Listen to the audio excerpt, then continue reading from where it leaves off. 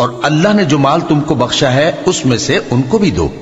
اور اپنی باندیوں کو اگر وہ پاک دامن رہنا چاہیں تو دنیاوی زندگی کے فوائد حاصل کرنے کے لیے بدکاری پر مجبور نہ کرنا،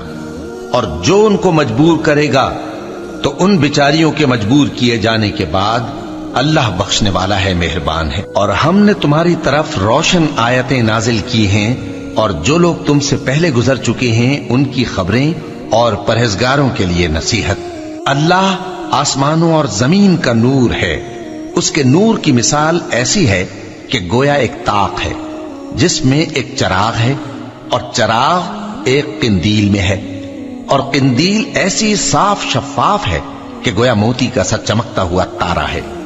اس میں ایک مبارک درخت کا تیل جلایا جاتا ہے، یعنی زیتون کا،